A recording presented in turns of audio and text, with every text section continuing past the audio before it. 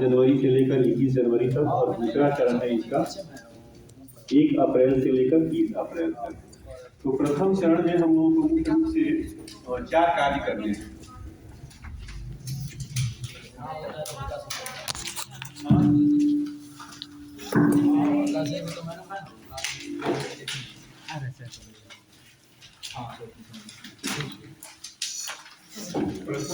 प्रथम चरण जो 7 जनवरी से बोर्ड आ रहा है, आप ही आ जाएगा। चल 21 जनवरी तक होने वाला है। तो मुख्य रूप से हम लोगों को 4 कार्य करना है। पहला है इसमें गणना ब्लॉक, उपगणना ब्लॉक का निर्धारण।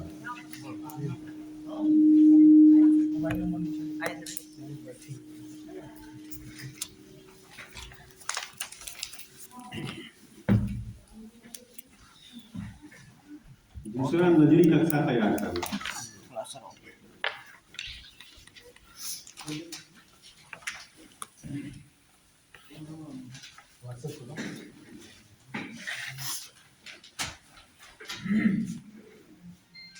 तीसरा है मकान नंबरीकरण।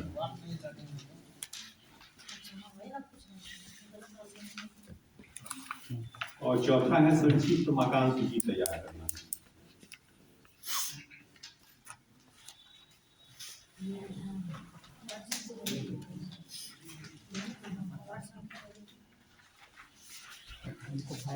मुख्य रूप से प्रथम चरण में हम लोगों को यही 4 कार्य करने हैं, और इसी को सुचारू रूप से संपन्न कराने की जवाबदेही और जिम्मेवारी हम लोगों पर दी गई है। ये हम लोगों को ध्यान में रखना है कि बिहार के निवासी की ही इसमें गणना करनी है। ये कोई जनगणना नहीं है, जातिगत गणना लिखा हुआ है, जनगणना इसको हम लोग नहीं समझेंगे। बिहार के निवासी की गणना करनी है। यदि बिहार का निवासी कोई इस राज्य से बाहर रह रहा है तो उसकी भी इसमें गणना शामिल होगी, चाहे वो बिहार के बाहर हो या इस देश के बाहर हो, उसकी भी गणना इसमें की जाएगी। लेकिन यदि कोई व्यक्ति जो बाहर से यहाँ रह रहा है, दूसरे राज्य का निवासी है, यहाँ किसी जॉब के सिलसिले में रह रहा है, किराए पर रह रहा है, उसकी गणना हम लोग नहीं करेंगे। इस बात का हम लोग ध्यान रखेंगे कि जो बिहार के निवासी हैं उन्हीं की गणना करनी है। बिहार के बाहर के लोगों की गणना इसमें नहीं करनी है। तो अब हम लोग एक एक करके इस चारों टॉपिक को देखेंगे। पहला है गणना ब्लॉक, उपगणना ब्लॉक का निर्धारण। ये कार्य लगभग हो चुका है, पूरा हो चुका है। इसमें क्या है, एक वार्ड को सबसे नीचे का आधार बनाया गया है। यदि एक वार्ड की जनसंख्या 700 है तो इसमें एक गणना ब्लॉक निर्धारित करनी है। यदि जनसंख्या 700 से अधिक है तो उसी के गुणज में अधिक गणना ब्लॉक को बांट के उपगणना ब्लॉक का निर्धारण किया गया। यदि जनसंख्या 900 है तो उसको एक गणना ब्लॉक और एक उपगणना ब्लॉक कर दिया गया है। ये काम पूरा हो चुका है। तो लगभग प्रत्येक वार्ड में 3 ना, एक गणना ब्लॉक है और 2 गणना उप ब्लॉक है। जिसके लिए यदि वार्ड संख्या 1 को देखा जाए तो एक का 1, फिर 1 का 2, कहीं 1 का 3 भी है। तो उस प्रकार गणना ब्लॉक का निर्धारण हो चुका है। अगला जब हम लोग लोकेशन फॉर्म भरेंगे उसमें, तो उसका यहाँ जिक्र किया जाएगा, गणना ब्लॉक और उपगणना ब्लॉक उसमें आएगा। दूसरा काम है नजरी नक्शा तैयार करना। तो ये भी काम लगभग आधा हम लोग पूरा कर चुके हैं, नजरी नक्शा बना के यहाँ समर्पित कर चुके हैं। लेकिन जो हम लोगों का मेन नजरी नक्शा होगा वो यहाँ से फॉर्म मिलेगा, एक प्रपत्र यहाँ से मिलेगा। उसमें किस सिंबल का यूज किस चीज के लिए करना है वो अंकित होगा, हमारा नाम होगा, हस्ताक्षर होगा, पूरा लोकेशन होगा, इसे जिला, इस नगर पंचायत का कोड क्या है, जिला का कोड क्या है, फिर हमारे वार्ड का कोड क्या है, फिर सब यदि ब्लॉक बना है तो उसका कोड क्या है, ये सब उसमें अंकित होगा। तो नजरी नक्शा बनाने का मुख्य उद्देश्य ये है कि कोई भी घर गणना में छूटे नहीं, या किसी भी घर का दोबारा अंकन नहीं हो, रिपीटेशन नहीं हो उसका।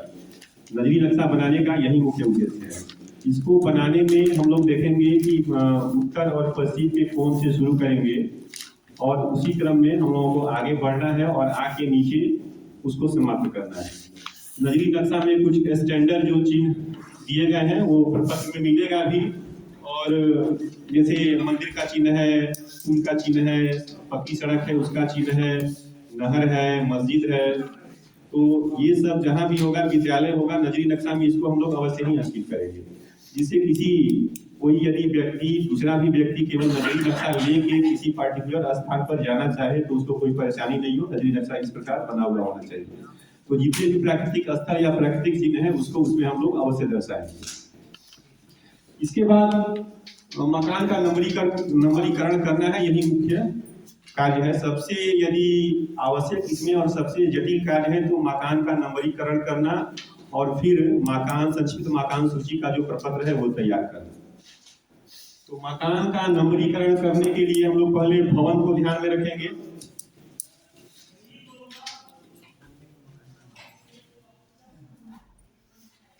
जैसे मान लीजिए ये एक भवन हो गया, आगे जो हम लोग संक्षिप्त मकान सूची तैयार करेंगे उसमें मकान, भवन और परिवार, ये 3 चीज मिलेगा। तो भवन क्या है, मकान क्या है और परिवार क्या है।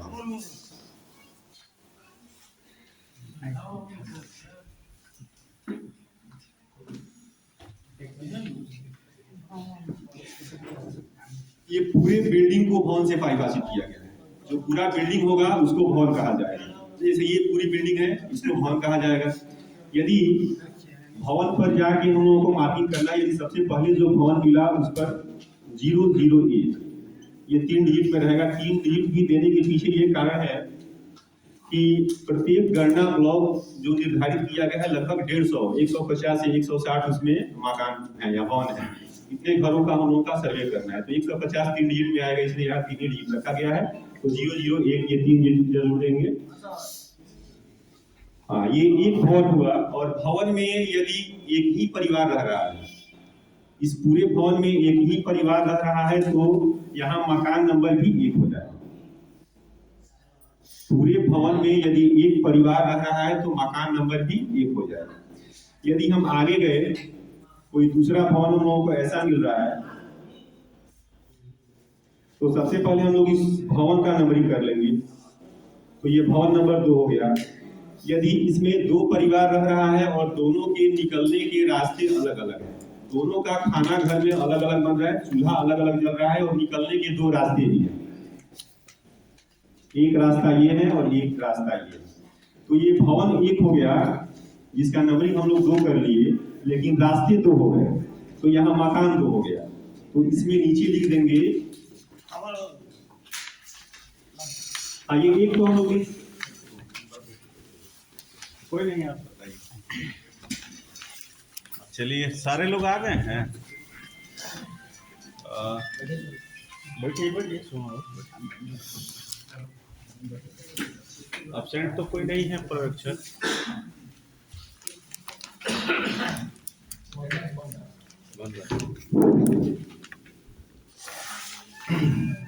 इस सभागार में उपस्थित हमारे सभी पर्यवेक्षक महोदय और गणक महोदय का बहुत बहुत स्वागत है। और ये हम लोग का जो ट्रेनिंग है तो इसी के बेस पे हम लोगों को मकान का सूचीकरण करना है, भवन का सूचीकरण करना है, परिवारों की संख्या अंकित करनी है। तो हमारे फील्ड ट्रेनर लोग जिला से ट्रेनिंग लेके आए हैं और आप लोगों को बता रहे हैं। कोई भी कठिनाई होगी बारी बारी करके आप लोग पूछिएगा। एक व्यक्ति एक ही समय पे एक सवाल करेंगे तो ज़्यादा अच्छा रहेगा।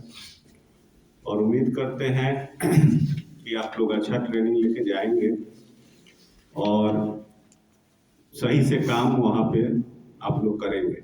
नजरी नक्शा बन ही गया है। आई कार्ड हम लोग आज से बनवाना स्टार्ट कर रहे हैं, क्योंकि कल पहला दिन का ट्रेनिंग था तो सारे लोग व्यस्त थे। और ये सब जो आप लोगों को पॉलीबैग या जो मटेरियल मिला है ये हम लोग को जिला से नहीं प्रोवाइड कराया गया, बट हम लोग अपने से किए हैं कि आप लोग पढ़ेंगे तभी कुछ होगा। तो चलिए, आप लोग का पुनः फिर से स्वागत है। और मेरा अनुरोध है सुमन जी से कि लोगों को प्रशिक्षित करें। और 3 फील्ड ट्रेनर लोग हैं, आपस में अपना सहयोग लेकर के एक दूसरे से करिए। ठीक है, धन्यवाद।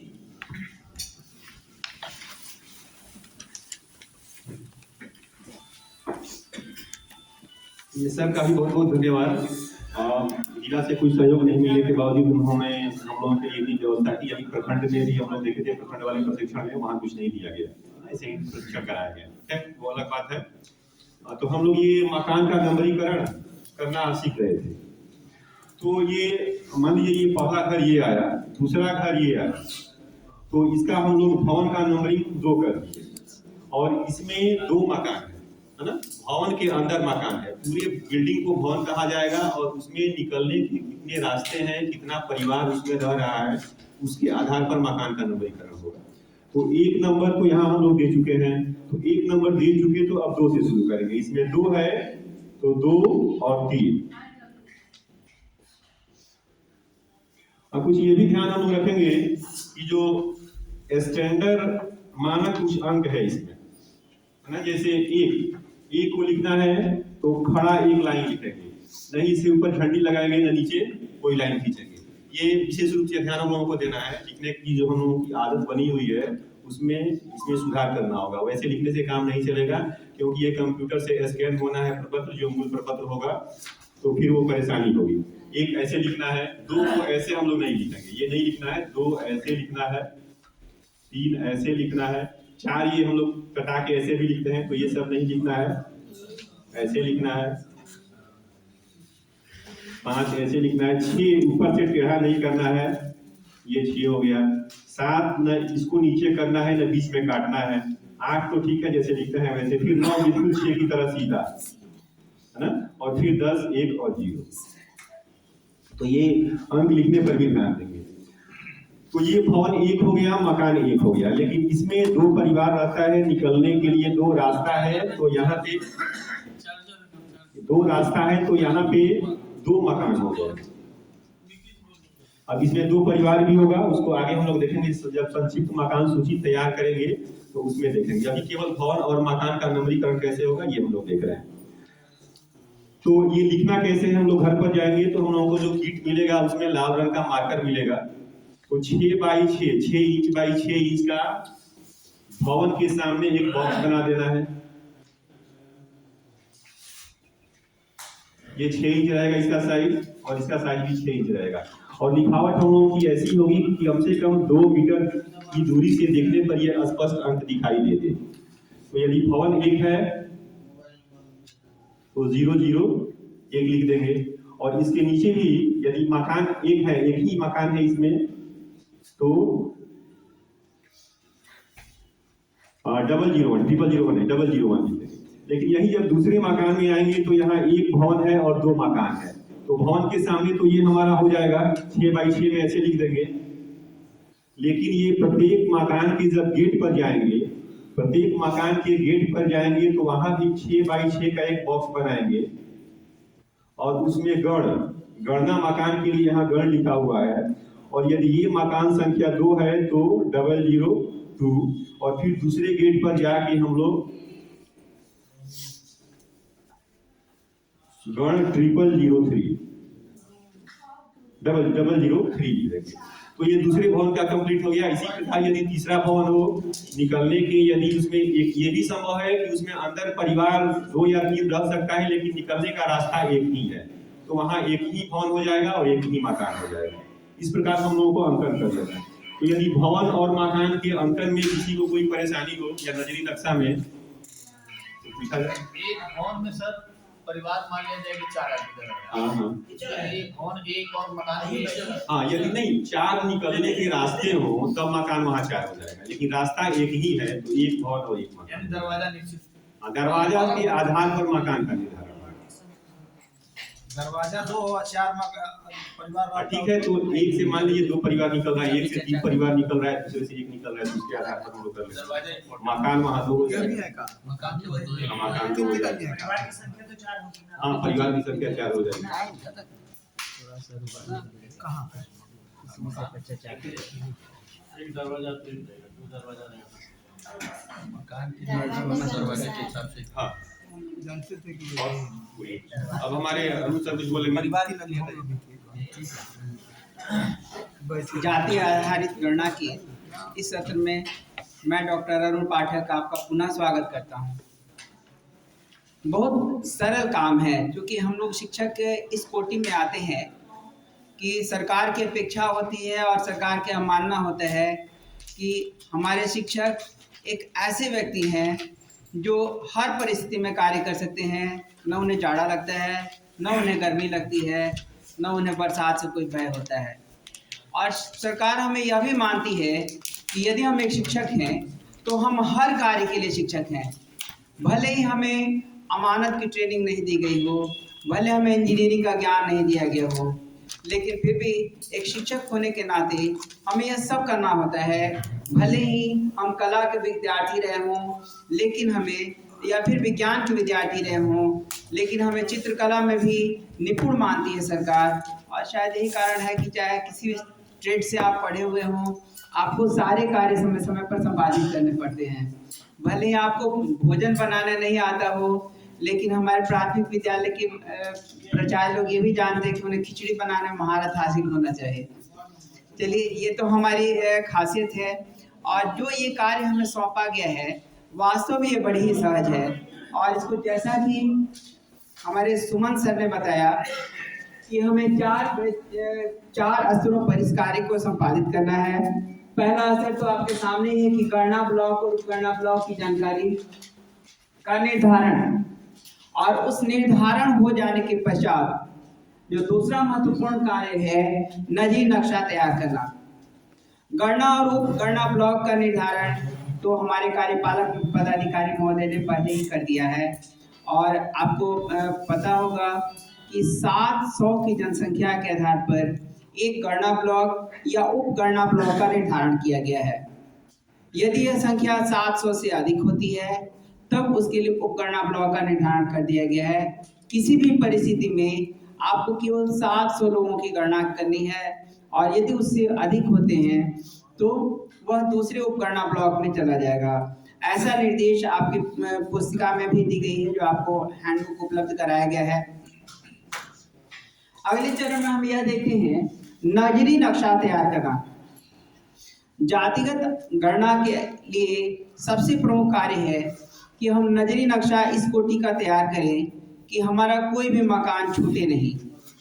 और यह पर्यवेक्षक महोदय की भी जिम्मेदारी है, और साथ ही साथ प्रगणक महोदय की तो बहुत ज़्यादा ही जिम्मेदारी है, क्योंकि गणना उन्हें ही करना है। नजरी नक्शा तैयार करने में कुछ सामान्य बातों का ज्ञान होना हमें आवश्यक है। हमने जो रफ वर्क में जो नजरी नक्शा बना कर दिया, वस्तुतः वह नजरी नक्शा ना होकर के वह गणना ब्लॉक या उपगणना ब्लॉक के निर्धारण ही कहा जा सकता है। और हमारे सारे प्रगणक इस कार्य में विशेष रूप से जानकार हो चुके हैं कि उन्हें कहां से कहां तक काम करना है। और यद्यपि कि आपका निर्धारण हो चुका है किस ब्लॉक में काम करेंगे, फिर भी आपको सूची दी जाएगी कि आपको कहां से कहां तक आपको मकान गणना करनी है या जातिगत आधार पर गणना करनी है। तो यह सूची दी जाएगी। आपको जब आई कार्ड मिलेगा तो उसके साथ साथ ही ये भी निर्देशित होगा।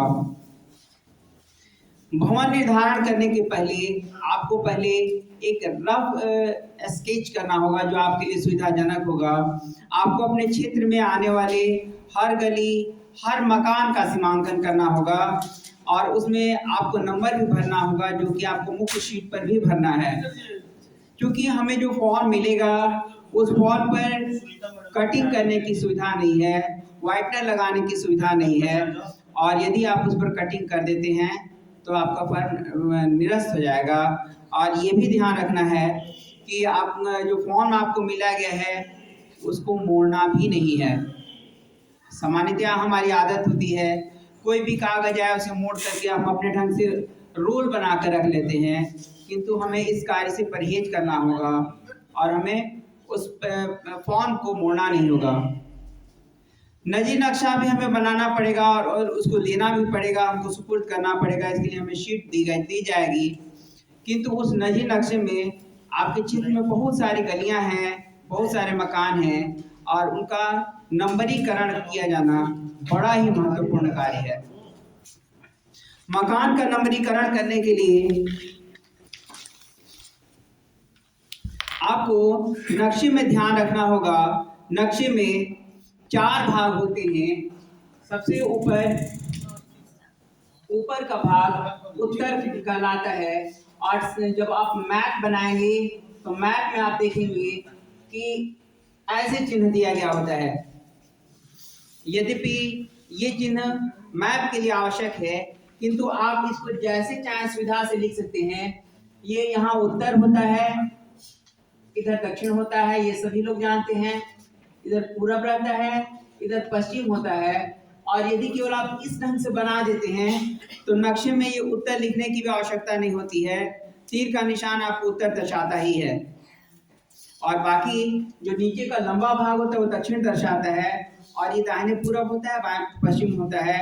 किंतु जब आप अपना नजरी नक्शा बनाएंगे पुनः, जो आपको बनाना पड़ेगा, और उसमें आपको गलियों और मकानों को भी दर्शाना होगा।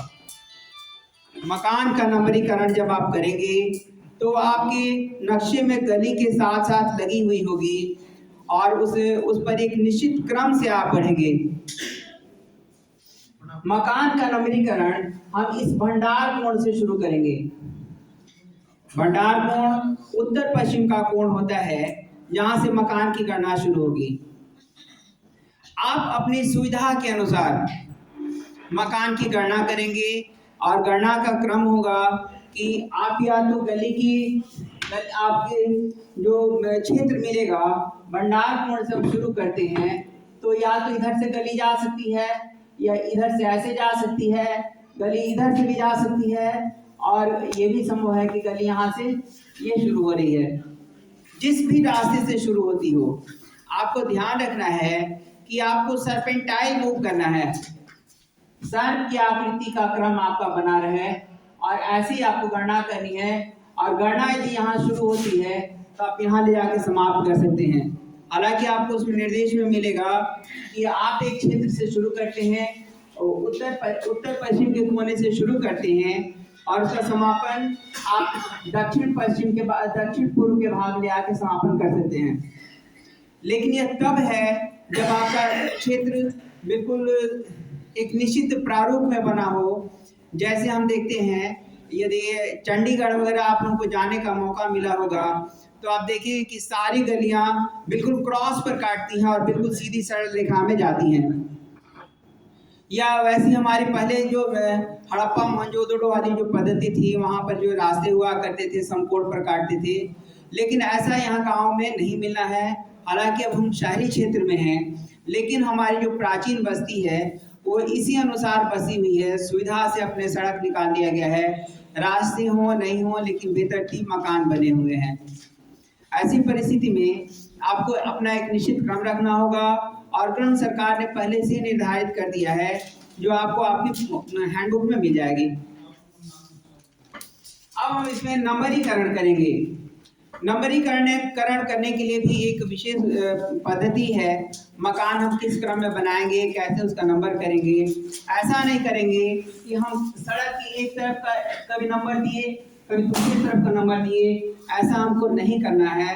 हम जब भी मकान का नंबरीकरण करेंगे तो हम सड़क के एक कोने से एक सीट से लेके चलते रहेंगे, और इसमें हम जो चित्र बनाएंगे उसमें हम उसका पढ़ना मकान भी भरना होगा, मकान नंबर भरना होगा।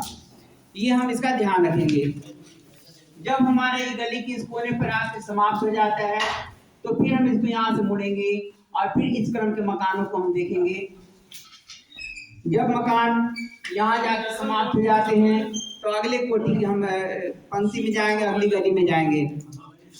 हमारा एक क्रम बना रहेगा, और हम इस रास्ते को ध्यान रखेंगे। ये सर्पेंटाइल रास्ता हम मूव करेंगे, और हमको मकान की गणना करने में असुविधा नहीं होगी। हम यदि यहाँ से शुरू किए तो बिल्कुल सर्पेंटाइल यहाँ से इधर मूव करेंगे, फिर दूसरी गली आती है तो उसमें हम यहाँ से शुरू करेंगे, और फिर नीचे आएंगे, फिर बगल की गली में जाएंगे। हमारा क्रम बना रहेगा, जिससे कोई भी व्यक्ति नक्शा लेकर के और उस स्थान पर सहजता से पहुंच सके।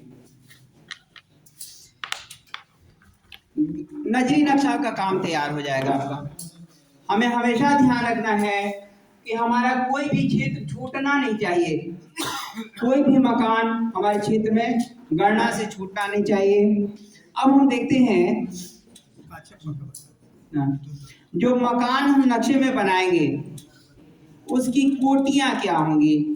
सारे मकान पक्का मकान होंगे या सभी मकानों में लोग रहते होंगे, ये संभव नहीं है। बहुत सारे बखार भी गांव में बनाए जाते हैं, तो क्या करें हम उन सारे बखार को भी हम गणना में ले लेंगे। बहुत सारे ऐसे बिल्डिंग्स बनी होती हैं, बड़ी बड़ी आकृतियां और भवन, लेकिन उसमें कोई रहता ही नहीं है, वो आवासीय नहीं होता है, आवासीय प्रयोजन के लिए नहीं होता है, तो क्या हम उसको भी भवन का नंबरीकरण देंगे? हमारे सामने यह समस्या आती है, तो हम उसी विषय पर प्रकाश डालेंगे। सबसे पहले हम देखते हैं भवन। जैसा कि सर ने बताया, सुमन सर ने जैसे पहले चर्चा किया कि हम भवन पर ऐसे मार्किंग करेंगे और उसका नंबरीकरण करेंगे, लेकिन ये जो हमारे भवन बने होंगे यह 4 प्रकार के हो सकते हैं। भवन के 4 प्रकार। पहला प्रकार हो सकता है कि यहाँ पे एक पक्का मकान होगा। आपका चित्र देखने से पता चल जाएगा कि यह एक पक्का मकान है या पक्का भवन है। मकान और भवन को सर ने बताया है और मुझे लगता है आप लोग समझ चुके होंगे, फिर भी थोड़ा सा प्रकाश हम डालेंगे। हम पहले मकान को समझ लेते हैं, उसके बाद पश्चात। दूसरा हो सकता है कच्चा मकान हो सकता है, जिसको हम लोग अपने नक्शे में ऐसे दिखाएंगे। पक्का मकान हम चौकोर दिखाएंगे। यह पक्का मकान कंक्रीट का छत का हो सकता है, टीन शेड भी हो सकता है, या फिर अस्थाई मकान भी हो सकता है, पत्थर का बना हो सकता है, टाइल्स लगे और मार्बल्स लगे हुए भी हो सकते हैं। तो ये हमारा पक्का मकान होगा। कच्चा मकान वो मकान होगा जिसमें छत ठोस नहीं हो, अर्थात फूस की बनी हुई हो सकती है, हो सकता है कि छप्पर वाली छत हो, या हो सकता है केवल बांस के ऊपर जो पट्टी लगा करके छत बनाया गया हो। ये भी संभव है कि कुछ जगह पर छत की जगह पर त्रिपाल लगा हो, केवल बाहर की दीवार हो और छत की जगह पर त्रिपाल लगा हो। ऐसे मकान को हम कच्चा मकान कहेंगे और उसके लिए यह चिन्ह हम स्वीकार करेंगे। तीसरा मकान की कोटि हो सकती है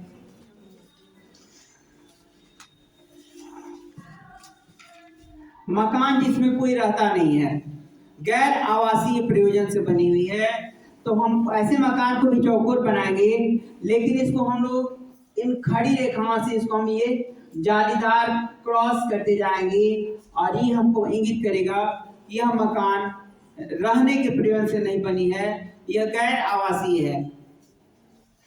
चौथी कोटि का जो हमारा मकान होगा वो हम इस शेप में बनाएंगे, जो कि कच्चा मकान होगा लेकिन वह रहने के प्रयोजन से नहीं बना हुआ है।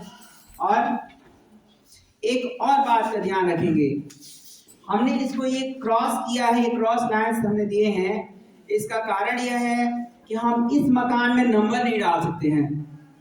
हमको ऐसे मकानों पर भले ही बहुत सुंदर बिल्डिंग बनी हो, लेकिन यदि वो खाली मकान है तो उसमें हम कोई भवन नंबर नहीं डालेंगे।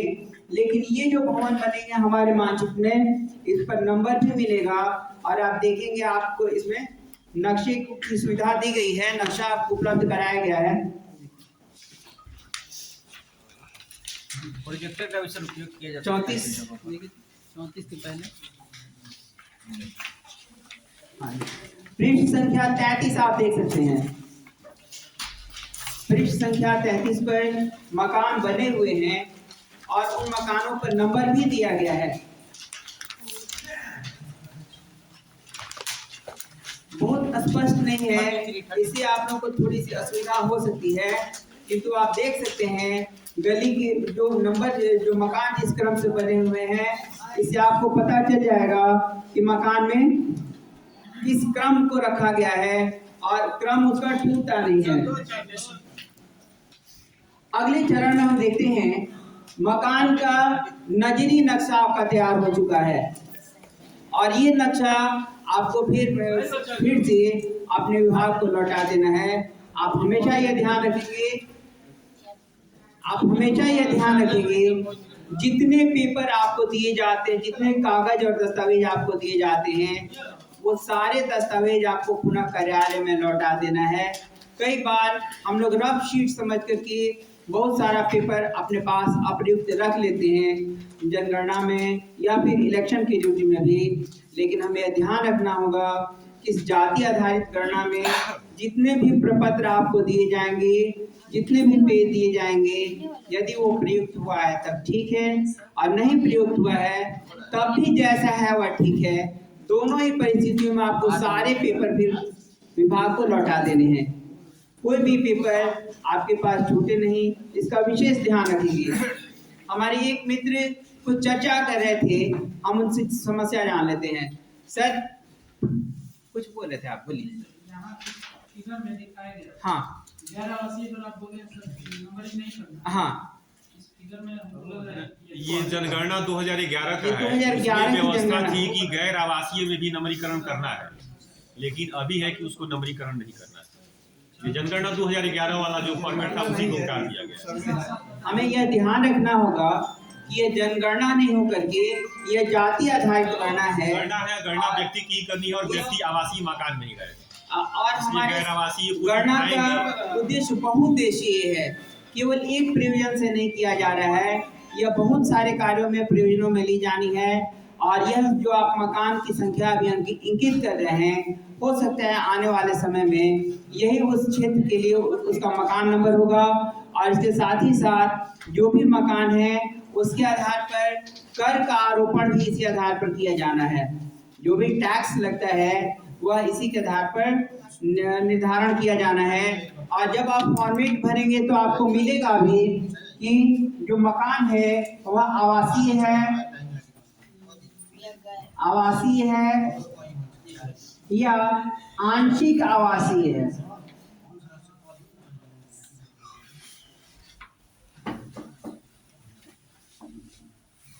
मकान आपका आवासीय है या आंशिक आवासीय है, यह आपको प्रपत्र में भरना भी पड़ेगा।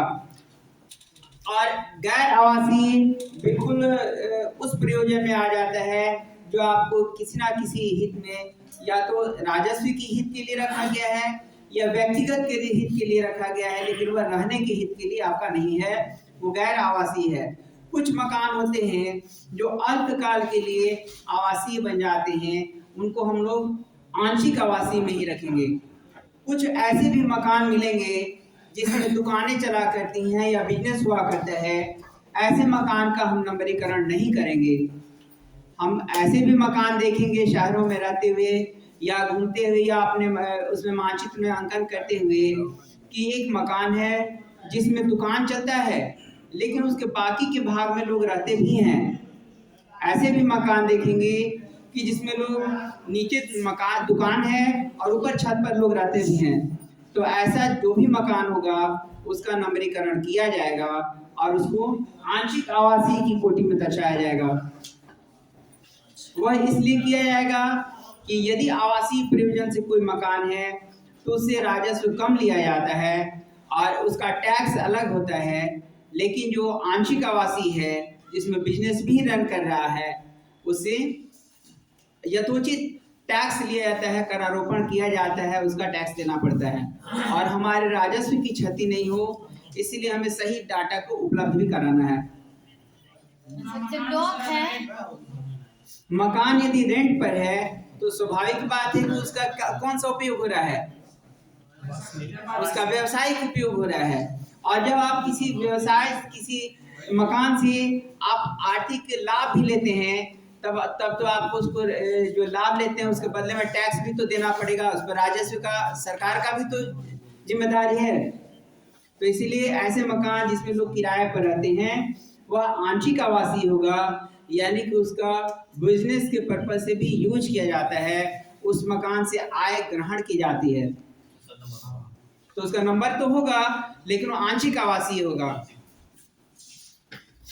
तो उसमें रहने वाले रेंट पर रह रहे हैं, हाँ दूसरी जगह से कहीं आए करते, तो उन लोगों को हम लोग प्रपत्र उनका भरा जाए। हाँ, अब हम प्रपत्र जब भरेंगे तब यह भी हम चर्चा करेंगे आपसे कि मकान में रहने वाले लोग चाहे वह रेंट पर रहते हैं या अस्थायी रूप से रहते हैं, उसमें हम परिवार की सूची जब भरेंगे तब हमको उसमें उसका वर्णन करना होगा।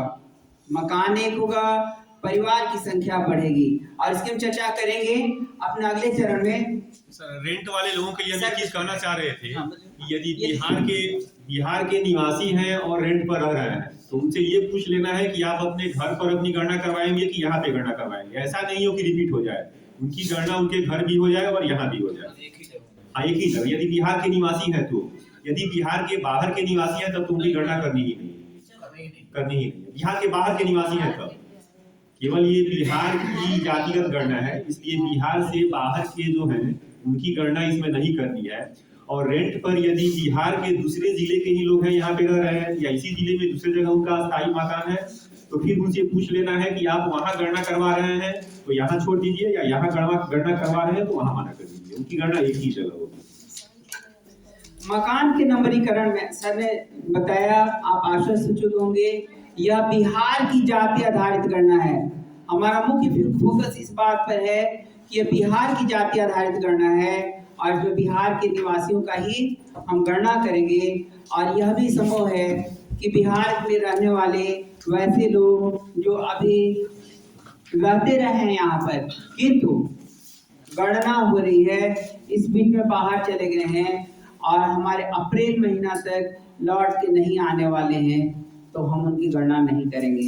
ये भी संभव है कि जो परिवार के जो मुखिया हैं जिनसे हम पूछने जाते हैं, वो बताते हैं कि नहीं वो आदमी आ जाएंगे या वो आदमी को भी लिखिए, तो हम उसमें बिना कोई तर्क किए हुए हम परिवार के मुखिया के निर्देश के अनुसार उसका भी नाम उसमें अंकित करेंगे, भले ही वह वहाँ पर नहीं है। यदि वह वहाँ पर है तब तो हम नाम लिखेंगे ही, किंतु यदि वह वहाँ नहीं है तो भी हम उसका नाम लिखे, उसकी गणना करेंगे। यदि परिवार के मुखिया जिसने दस्तखत किया है वह स्वीकार करते हैं तो हम उनकी भी गणना करेंगे। हाँ, ताला बंद रहेगा, ये भी समस्या आती है। कई बार आप जाएंगे घरों में तो हमारे मित्र ने बड़ी सटीक प्रश्न किया कि यदि मकान में ताला बंद है तो क्या हम उसकी गणना करेंगे। और इसी के लिए हमें 2500 रुपये दिए जाएंगे ताकि हम अपने मोबाइल में बैलेंस भरवा सकें और हम उस व्यक्ति की ठोस जानकारी ले पाएं कि वह वहाँ के निवासी हैं, वह वहाँ रहते हैं या नहीं रहते हैं। जिस मकान में ताला बंद है उस मकान के स्वामी वहाँ पर आ सकते हैं या नहीं। और ये भी हो सकता है कि ताला पर या दरवाजे पर उनका कोई फोन नंबर, संपर्क का साधन नहीं हो, तो हम संपर्क कैसे करेंगे। ऐसी हालत में हम उस मकान के पड़ोसी से हम उसके बारे में पता करेंगे। दाहिने के पड़ोसी बता देते तो ठीक है, नहीं तो बाएं के किसी पड़ोसी से पूछेंगे, या अगल बगल के घरों में जाएंगे तो 2-3 मकान के बाद भी हम पूछ लेंगे। क्योंकि अक्सर ऐसा भी होता है गांव में कि यदि कोई वहां से जाता है तो अपने पड़ोसी को भनक भी नहीं लगने देता है कि मैं कहाँ जा रहा हूँ और मैं कब आऊँगा। लेकिन फिर भी गांव के कुछ एक व्यक्तियों को पता होता है उस आसपास के मकान वाले पर को, जो हमेशा मकान पर नजर रखते हैं कि कहीं कोई बात नहीं हो जाए। और यदि कोई ऐसी बात होती है तुरंत सूचना उनको पहुंचती है और इस हालत में हम लोग इसका लाभ लेंगे। वो लोग बताएंगे कि गणना में उनका नाम छूट रहा है। यदि कोई जानते हैं अगर बगल के व्यक्ति को तो आप लोग बताइए और आप उनकी राय लेंगे। और ये भी संभव है, देखिए आप जब फॉर्म भरेंगे, जो आपको भाग 2 में फॉर्म भरना है, पेज नंबर 34 में मिलेगा, तो उसमें जो दस्तखत का कॉलम है परिवार के मुखिया का हस्ताक्षर बड़ा ही कम दिया गया है। वो इतना कम दिया गया है कि यदि हम उसमें जो ऐसे व्यक्ति हैं जो पढ़े लिखे नहीं हैं उनसे हम दस्तखत कराने जाएं और वो अपना अंगूठा का निशान लगा देंगे तो 2-3 लोगों का कॉलम ही खराब हो जाएगा। तो वैसी स्थिति में हम उस व्यक्ति के कहने पर जो अंगूठा का निशान लगाने जा रहे हैं, हम किसी परिवार के किसी बच्चे का या किसी और व्यक्ति का भी वहाँ दस्तखत ले सकते हैं फौर करके। ये बहुत ध्यान देने वाली बात है, हम फौर करके दस्तखत ले सकते हैं और वो परिवार के मुखिया वहाँ पर रहेंगे या उनके घर के सदस्य रहेंगे और जो दस्तखत करेंगे वो अपना दस्तखत करेंगे। यह जिम्मेदारी प्रगड़ा की भी होगी और जो दस्तखत करते हैं उनकी भी जिम्मेदारी होगी कि उसमें प्रविष्टि में कोई भी बात गलत नहीं हो। मकान की गणना हो गई। अब मुझे लगता है कि इस क्षेत्र में, इस पार्ट में मकान की गणना में, मकान के नंबरीकरण में कोई समस्या अभी आपको नहीं है। नजी नक्शा तैयार हो जाएगा। हमारे मित्रगण नजी नक्शा तैयार कर लेंगे, ये सहज है, हो जाएगा ना। दूसरा हमारा चरण है नजी नक्शा तैयार करने के बाद मकान का नंबरीकरण, यह भी सहायता से हो जाएगा। पहले हम लोग अपने पेज पर रफ शीट पर गणना कर लेंगे, मार्क कर लेंगे, हर मकान को गिन लेंगे और तब नंबरीकरण करेंगे। और ये हमारे लिए बड़ा सुविधाजनक होगा यदि हम ओरिजिनल शीट लेके जाते हैं और उस पर हमने मकान बना दिया बेतरतीब, पता चला कि एक मकान हम यहीं तक गिने हुए थे, मकान इस क्षेत्र का और आगे भी है, तो फिर हम किस क्रम में गिनेंगे। हमको जो गणना ब्लॉक या आउट ब्लॉक का जो निर्धारण करके दिया गया है, हमको जो ईबी बनाकर दिया गया है, उस ईबी में प्रत्येक गणना ब्लॉक में यदि संख्या 700 से अधिक है तो हमको 2 या 3 सब ईबी भी बनाकर दिए गए हैं और इसका आगे शीट में वर्णन भी करना होगा जो हम आपको बताएंगे। और हर वार्ड में जो प्रगणक दिए गए हैं उनको यह ध्यान रखा गया है कि एक प्रगणक किसी दूसरे वार्ड में इंटरफेयर नहीं करें। पर्यवेक्षक तो 2 वार्ड और 3 वार्ड में जाएंगे, लेकिन प्रगणक की सीमा बांधी हुई है। एक वार्ड के प्रगणक केवल एक ही वार्ड में कार्य करेंगे, दूसरे वार्ड में उन्हें कार्य नहीं करना है। और यह भी ध्यान रखना है कि कोई वार्ड हम इस कंफ्यूजन में नहीं छोड़ दें कि वह दूसरे वार्ड में आता है और हम दूसरे वार्ड में काम करते हैं। हमें अपने वार्ड का सीमांकन ठोस रूप से कर लेना है और तब हमको अपना नजी नक्शा जो अभी बनाने को मिलेगा पुनः, उसको तब हमको उस शीट पर बनाना है और मकान का नंबरीकरण करना है। रफ शीट करने का लाभ यह भी होगा कि यदि गणना मकान हमने रफ शीट कर लिया 1-2 दिन में, तो हमको जो भाग छूट जाता है हमारे क्षेत्र में वह छूटने नहीं पाएगा। हमको किसी भी हाल में कोई भी मकान अपने क्षेत्र में छूटने नहीं देना है।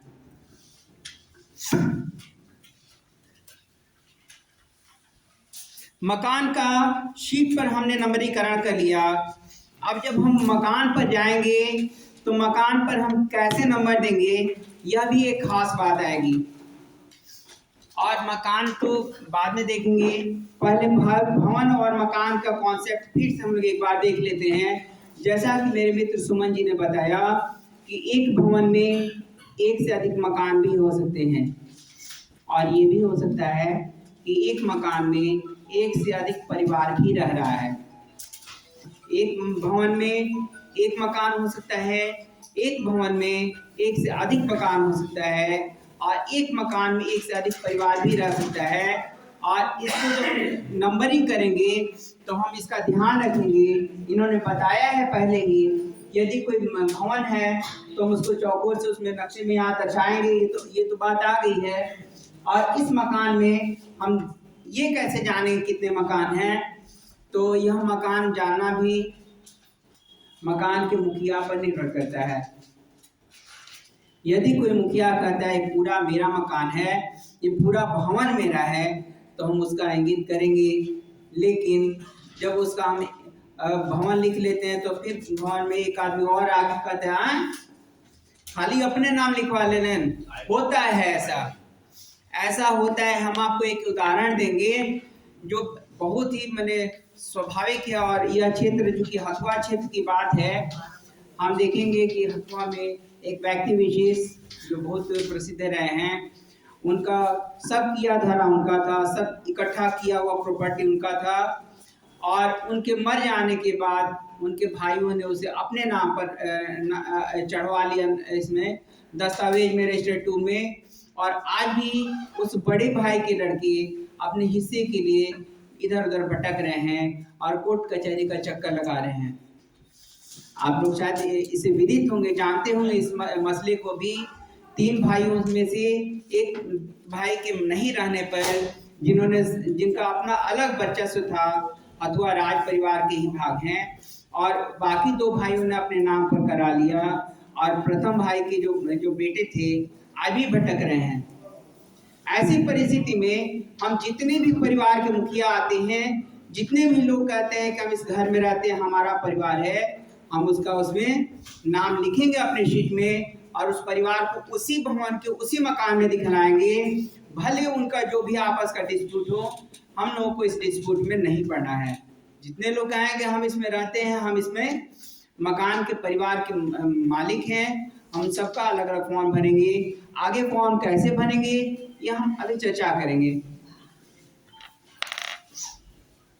एक भवन में एक से अधिक मकान हो सकता है और मकान को आप देखेंगे कि आप इसमें दिखलाया गया है चित्र बनाकर। पृष्ठ संख्या आप 23 देख सकते हैं। पृष्ठ संख्या 23 और 24।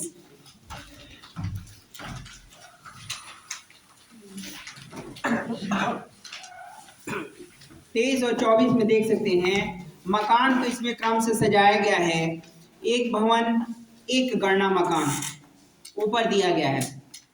एक भवन का मकान है तो भवन भी एक होगा और गणना मकान भी एक होगा। लेकिन नीचे आप देखेंगे कि एक भवन है लेकिन इसमें 2 गणना मकान हैं। एक भवन में 2 गणना मकान दिए गए हैं। पहले मकान में केवल 2 कमरे दिखलाए गए हैं, दूसरे मकान में 3 कमरे दिखलाए गए हैं। जैसी आवश्यकता होगी, जैसी उनकी आपसी बंटवारा होगी तो उसके अनुसार हम मकान का नंबरीकरण करेंगे। और एक भवन में 2 मकान भी हो सकते हैं, 3 मकान भी हो सकते हैं। आगे आप देखेंगे अगले पृष्ठ में गांव में भवन एक है और मकानों की संख्या आप देख सकते हैं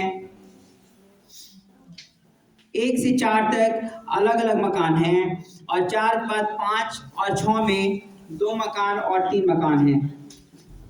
सामान्यतया भवन का जो कॉन्सेप्ट होता है, एक छत के नीचे आने वाले सभी मकान एक भवन में आते हैं। एक छत के नीचे रहने वाले सभी मकान एक भवन में आते हैं और यदि उनकी सीमा अलग अलग बटी हुई हो, बगल वाले से कोई मतलब नहीं हो, तो वह भवन अलग अलग मकान हो जाता है। आप देख सकते हैं नीचे 6 लगातार भवन निर्मित हैं, जिनमें से भवन संख्या 1 से भवन 4 तक प्रत्येक भवन में एक गणना मकान है और 5वें में 2 गणना मकान है और 6ठा में 3 गणना मकान है। वैसे ही जब और भी हम देखते हैं कुछ स्थानों पर एक ही भवन है और इसमें कई गणना मकान होते हैं, कई फ्लैट्स बने होते हैं। आगे से देखने में क्यों छोटा दिखता है लेकिन भीतर बहुत सारे फ्लैट्स बने होते हैं। कई जगह हम देखेंगे कि एक परिधि के भीतर बहुत सारे मकान बने होते हैं।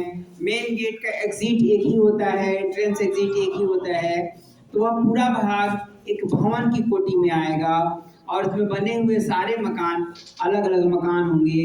मकान में परिवारों की संख्या अलग अलग हो सकती है, यह हमें बाद में गणना में स्पष्ट रूप से बताना होगा। एक और समस्या आती है गणना में, जो आप देखेंगे आसपास में। आप यदि आप मीरगंज रेलवे स्टेशन के पास जाने का मौका मिला होगा तो ऐसे भी परिवार मिलेंगे जिनका अपना कोई घर भी नहीं है। यह ध्यान रखना होगा कि हमको ऐसे भी मकान मिलेंगे जिनका कोई घर नहीं है। वो लोग खाना बदोश की तरह रहते हैं, कपड़े का टेंट और तंबू तान करके वो लोग घर बना के रहते हैं और उसमें बहुत सारे परिवार होते हैं, बहुत लोग रहते हैं। परिवार के सदस्यों की संख्या 50 से 100 हो सकती है, लेकिन ऐसे घरों को आप किस कोटि में रखेंगे? न तो पक्का मकान है और न ही कच्चा मकान है। तो ऐसी हालत में हम क्या करेंगे? वैसी हालत में हम उस मकान को गणना में नहीं रखेंगे। हम उसको गणना में तब रखेंगे जब हम अपने क्षेत्र के सभी मकानों की गणना कर लेते हैं, तो जो अंतिम मकान होगा वो मकान का नंबर हम उसको देंगे।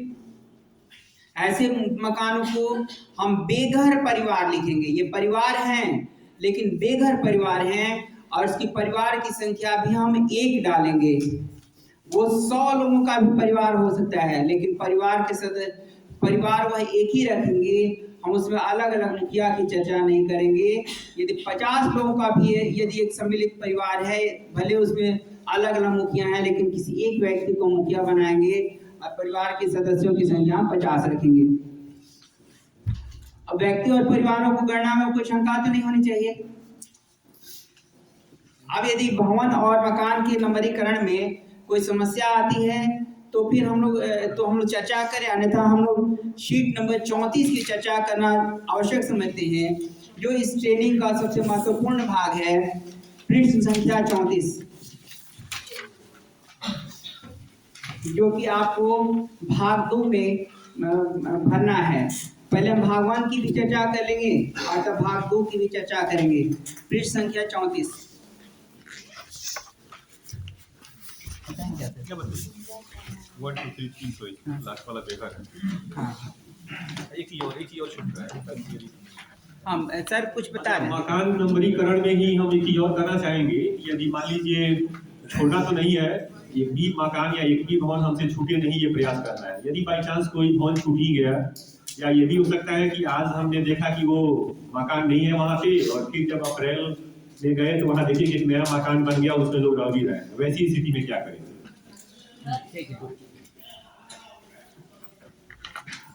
मान लीजिए ये 2 भवन था, ये मेरा 10 नंबर था और ये 11 नंबर था, और इन दोनों के बीच या हमसे छूट गया या फिर हम लोग बाद में गए उस समय देखे कि एक नया यहाँ भवन बन चुका है और उसमें लोग रह भी रहे हैं, तो उसके लिए क्या करेंगे, उसका नंबरिंग कैसे करेंगे, कैसे उसको अपने प्रपत्र में शामिल करेंगे, इस पर आप लोग विचार कर लेंगे। जैसे मान लीजिए उसके पहले 10 है और बाद में 11 है, तो इसको 10/1 नंबर दे देंगे। नंबर उसका हो जाएगा 10/1, और पूरे गणना में हम लोगों के लास्ट में मकान संख्या जितना गया है, यदि वो 160 तक गया है, लास्ट में मेरा मकान संख्या 160 हुआ है, उसके आधार पर ये भी डिसाइड होगा। यदि 10 एक भवन में एक ही मकान है तो यहाँ इसका नंबर 160 हो चुका है तो 161 कर देंगे। यदि एक से अधिक है, 2 मकान है, तो 161 और 162 कर देंगे। यदि छूटता है तो उसको ऐसे करें। ठीक है, अब इसके बाद अनुसार फिर प्रपत्र कैसे भरा जाएगा, सबसे मुख्य काम ये है, इस पर चर्चा करें। और नजरी नक्शा में हम लोग ये भी ध्यान देंगे कि उसमें आवासीय मकान के साथ साथ गैर आवासीय मकान को भी दर्शाना है। यदि नजरी नक्शा हम लोग बनाएंगे तो उसमें प्रत्येक मकान को दिखाना है सड़क के किनारे, कच्चा है कि पक्का है, या फिर मान लीजिए ये गैर आवासीय है तो काट देंगे, फिर इसके बाद एक गैर आवासीय आ गया तो इसको काट देंगे, फिर यदि पक्का मकान आ गया तो उसको भी दिखा देंगे सड़क के किनारे कैसे, और इसमें फिर उसका नंबरिंग करते जाएंगे। यदि ये भवन संख्या 1 हो गया, ये 2 हो गया, इसमें ये गैर आवासीय है तो इसको छोड़ दिया गया, फिर यहाँ आवासीय आ गया तो 1 2 हो गया, यहाँ 3 हो गया, तो ये नक्शा में सब दिखाते जाता है। ठीक सुमन सर, एक चीज जैसे कि बीच में गैपिंग होता है, बदलता है नक्शा बनाते समय, तो एरो का जो चिन्ह उपयोग करना है। हाँ, यदि मान लीजिए यहाँ से कोई यहाँ मकान नहीं है, फिर हम लोग काफी दूर आ गए, यहाँ पे एक मकान दिखाई दे रहा है और बीच में कोई सड़क नहीं है, बहुत दूर ऐसे जा रहे हैं हम लोग, तो इसको क्रॉस करके यहाँ के फिर बाद कहाँ हम लोग आए, एरो से इसको दिखा दें। ये चीज भी ध्यान दें। आपका नक्शा स्पीकिंग होना चाहिए। नक्शा देखें तो आपको पता चल जाए कि नक्शा का नंबरीकरण क्यों किया गया है वैसे, और आपका एरो बताते चले कि आप कहां से कहां क्यों गए हैं। केवल नक्शा देख के ही हम लोग घर के पास पहुंच जाए, उस घर के पास किसी से पूछना नहीं पड़े, नक्शा एकदम स्पष्ट ऐसा होना चाहिए। प्रशिक्षण के अंतिम चरण के पास पहुंचते हुए हम लोग देखते हैं मकान की पृष्ठ संख्या 34 निकाल लीजिए आप लोग। पृष्ठ संख्या 34 में ऊपरी भाग में फॉर्म भरना है। फॉर्म में जो सबसे पहला नंबर दिया गया है, भाग 1 में जिला का नाम हिंदी में लिखा गया है। आप लोग हिंदी में लिखेंगे, गोपालगंज लिखेंगे, स्पष्ट लिखेंगे। कोड नंबर आपको लिखना है, तो गोपालगंज के लिए कोड संख्या 13 होगा, 13। और जो नंबर आप देंगे, जो भी आप इसमें नंबर प्रयोग करेंगे, उसके लिए आपको अभ्यास करने के लिए आपके शीट में पीछे दी गई है। उसको मिटवा दिया जाए, इसे लिख के और अंकित कर दिया जाए। अच्छा ठीक, उसको मिटवा दीजिए। ठीक है आपने।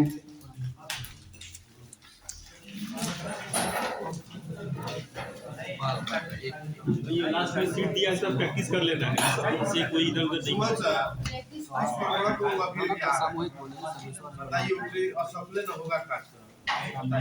इसमें काम नहीं चलेगा। दूसरा कुछ है, आप सबको नहीं समझा है। मैडम अभी आएंगे, क्या पता नाम हम नहीं जानते हैं, क्या गणना करेंगे। दूसरे में बैठी रह जाएंगे, दूसरे में थोड़ा सुन लेंगी, जाएंगी नहीं। ऐसा अगर कोई धार्मिक स्थल है, उसमें अगर कोई परिवार है, जैसे जो पुजारी होते हैं, तो उस पर नंबरिंग हम लोग हाँ, करेंगे। यदि अस्थायी रह रहे हैं तो करेंगे। बहुत ही सटीक क्वेश्चन किया गया और ये हम लोग को गांव में जाने पर ऐसी समस्या आएगी। यदि कोई धार्मिक स्थल में जाता है, यदि कोई सार्वजनिक स्थल में जाता है जहाँ पर सामान्यतया कोई नहीं रहता है, उस धार्मिक स्थल का चित्र तो हम बनाएंगे ही।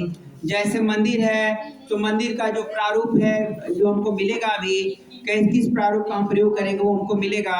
सामान्यतया मंदिर ऐसे बना दिया जाता है, ऐसे बनाया जाता है, ऐसे करके और इसमें झंडा लगा देता है। यदि कोई स्कूल का आता है तो हम उसके लंबा बिल्डिंग हम इसके बना देते हैं, इसमें नंबरिंग नहीं देंगे। सर इसमें चतुर्भुज का उपयोग नहीं करेंगे। चतुर्भुज के अंदर मंदिर बनाएंगे या ऐसे बनाएंगे? तो ये तो पक्का मंदिर है हमारा, पक्का मंदिर है ये। हाँ, तो इसको हम वैसे ही दर्शाएंगे। मंदिर है तो मंदिर की तरह से दर्शाएंगे। हम जो मकान सूचीकरण बताया ना, मकान सूचीकरण में वो चिन्ह आएंगे, आपको चिन्ह मिलेंगे। ये तो मकान की बात हो गई। ये सार्वजनिक स्थल है, ऐसे सार्वजनिक स्थल हैं जो उस चिन्ह में नहीं आते हैं। नंबर तो लेकिन नहीं देंगे। आवासीय में तो नंबर देंगे। जैसे सर इसमें जो यारी रह रहे हैं। हम अभी आपकी बात पर आते हैं। इसमें जो जैसे ये हम लोग का तो पॉलिसी करना है, पड़ेगा, कर रहा है। इसमें पक्का है तो पक्का जैसे बना कर उसके अंदर दिखाया मंदिर, हाँ, मंदिर बना जैसे यहाँ पे देखिएगा। देखिए ऐसा बताइए, बहुत सवाल है, हाँ, बताइए स्पष्ट स्पष्ट किया जाए। आपकी समस्या बहुत लोग समस्या हो सकती है, लोग और पूछ नहीं पा रहे हैं। आपने ध्यान दिया इसके लिए धन्यवाद।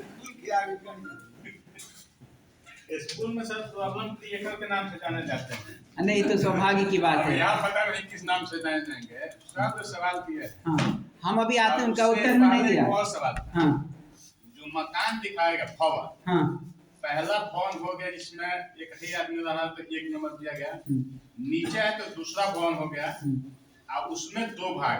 नहीं, मकान है। हाँ, मतलब उस भवन में 2 आदमी रह रहा है तो 2 देख भवन 1 भवन 2 और उसके बाद से जो 2 भाग उसमें हो रहा है उसका सब नाम देना है कि ऐसे 2-3 करते जाना। अभी हम आपकी उस बात पर आएंगे जब हम फॉर्म को भरेंगे और हम चित्र बता के समझाएंगे। इसमें स्पष्ट नहीं छाप सकते। मंदिर मस्जिद सब आए, मस्जिद में मौलवी जाके अपना पूजा पाठ ऐसे करेंगे। मंदिर में चतुर्भुज के अंदर बनाएंगे या घर कहीं और होता है। ऐसे ही बनाएंगे? पूजा पाठ के लिए ही रखेंगे। सर चतुर्भुज हो गई। वही बात तो आ रही है। आवासीय रहता तो वो बिना उनकी गणना करेंगे। मस्जिद किसी का आवासीय नहीं होता है, मंदिर भी आवासीय नहीं होता है, लेकिन उसको पूजा करने वाले जो लोग होते हैं उनकी गणना उनके घर पे होगी, यहाँ होगी, कहाँ होगी। जैसे वो यही तो हो सकता है, कहीं दूसरे जगह हो सकता है। अभी आपको सुमन जी ने बताया था कि यदि कोई व्यक्ति तात्कालिक रूप से कहीं रह रहा है तो हम उससे पूछ लेंगे कि वो अपनी गणना वहाँ कराएंगे या अपना स्थायी घर में कराएंगे। अब दूसरी बात आती है कि यदि वह मंदिर है या मस्जिद है, यदि मंदिर में कोई अस्थायी रूप से रहता है परिवार लेकर के, तो उस मंदिर को भी हम घर बनाएंगे, भवन के रूप में दिखलाएंगे और उसमें हम उसका नंबर भी देंगे और उसका मकान नंबर हम आंशिक आवासीय दिखा करके इस डाटा में भरेंगे। हमको डाटा मिला हुआ है और उसका हम नंबरीकरण भी करेंगे। यदि वह आंशिक आवासीय है, मंदिर के उपयोग से होता है, केवल कोई पुजारी नहीं रहते हैं, कोई उसमें नहीं रहता है, तब वह मंदिर है, उसमें कोई नंबर नहीं दिया जाएगा। लेकिन यदि वह निवास के भी प्रयोजन से प्रयोग होता है तो हम उसका नंबर भी डालेंगे और उसका उपयोग हम आंशिक आवासीय करके हम डाटा फॉर्म को भरेंगे। आवासीय और- का मतलब जी। सर सिर्फ रहना है या फिर खाना भी बनाना उसमें से हम उसको इंगित करेंगे। देखिए 2011 है जब रहना भी हम लोग कर रहे थे, उसमें चूल्हा देखा जाता है। चूल्हा सबसे महत्वपूर्ण तो वो आप निकलिए या फिर वही खाना बनने से ही मतलब है। देखिए यदि कोई व्यक्ति कहीं रह रहा है तो निश्चित रूप से उसका भोजन बनता है, लेकिन ऐसा भी हो सकता है कुछ लोग ऐसे भी परिवार वाले होते हैं जो रहते तो हैं लेकिन भोजन नहीं बनाते, या तो होटलबाजी से काम चल जाता है, तो हम उसके घर में किचन की व्यवस्था कहाँ देखने जाएंगे। और हमको परिवार की मुखिया पर आधारित रहना है, न कि जाके उसके घर में आंतरिक विश्लेषण करना है और उसका निरीक्षण करना है कि वो उसमें खाना बनाते हैं कि नहीं बनाते हैं। घर में कितने लोग भी रहते हैं यह भी हम मुखिया से पूछ के भरेंगे। हम उसके लिए यह भी नहीं बात है कि उस घर में एक ही आदमी रहता है या 4 आदमी रहता है या वह किसी और को ला के रखता है। इससे हमारा कोई तात्पर्य नहीं है। परिवार का मुखिया बताते हैं कि वह वहाँ पर रहते हैं और उनकी गणना वहीं की जाए तो हम उनकी वहीं गणना करेंगे, चाहे उनका वहाँ खाना बनता हो, चाहे वो पड़ोस में किसी के यहाँ जाकर खाना रोज बनवा लिया करते हो। इसके लिए हम लोग लायबल नहीं है। अच्छा हाँ, जी हाँ, दरवाजे अब हम आते हैं मकान नंबर पर। अब लगता है मुझे इसमें कुछ नहीं बाकी नहीं रह जाती, कुछ शेष नहीं है। हम लोग देखते हैं यहाँ पर संक्षिप्त मकान सूची में जो सबसे पहला भाग है उसमें भरना है हमें जिला का नाम। क्लियर हो गया कि चूल्हा नहीं देखना है। जी ना, वो हमें नहीं देखना। यानी मकान मालिक जैसा करता है वैसे लिखते हैं। मकान मालिक जो अपना स्टेटमेंट देता है हम उसे उसका स्टेटमेंट लेंगे और उसका वहाँ पर दस्तखत भी करवाएंगे जो आपको नीचे के भाग 2 में मिलेगा। परिवार के मुखिया का हिसाब से निश्चित है कि पिता के 2 बेटे हैं, हाँ वो पिता 2 जगह का है। हाँ वो कहेगा कि दोनों भाई अलग अलग। हाँ निश्चित करेगा और सीधे 2 परिवार भरेंगे। दरवाजे वाली बात खत्म हो जाती है। जी जी जी जी दरवाजा वो कहता है कि 4 अलग अलग रहते हैं, तो हम भवन 1 और 4 मकान वो हम दिखाएंगे। अभी हम मित्रों जब तक हम लोग पार्ट 2 के भाग 2 को हम नहीं भरते हैं तब तक आपके मन में समस्या आती रहेगी। और जब हम आपको फॉर्म भर के आपके सामने उपस्थित करेंगे और मकान का चित्र भी बना के उपस्थित करेंगे तो मुझे पूरा विश्वास है कि आपके पास कोई समस्या शेष नहीं रहेगी। अब हम देखते हैं गोपालगंज जिला में भरेंगे और कोड हम 13 भरेंगे। 13 हम इस प्रकार भरेंगे 1 और 3। इसमें और कोई लिखने की विधि का प्रयोग नहीं करेंगे।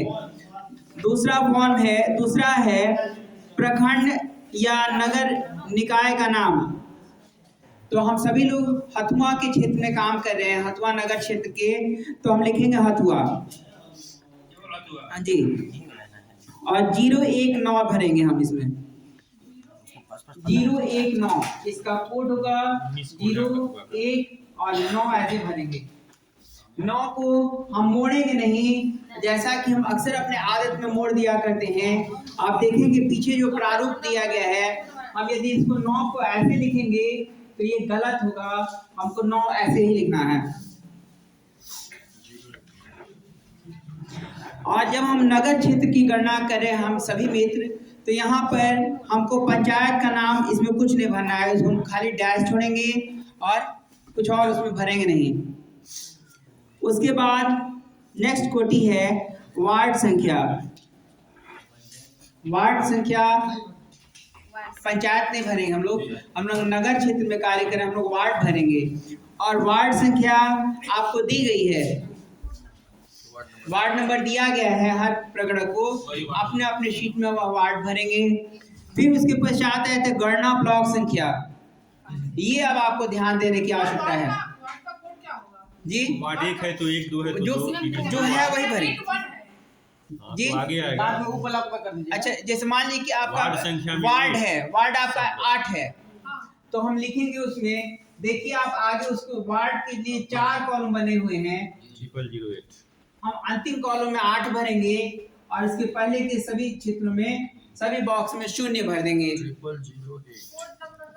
हाँ, अब यदि किसी का वार्ड 2 अंकों में है, 12 है, 22 है, तो हम क्या करेंगे, आगे 2 0 देंगे और उसके बाद तब हम लिखेंगे 2 2 0 0 0 और 2 और 2 देंगे।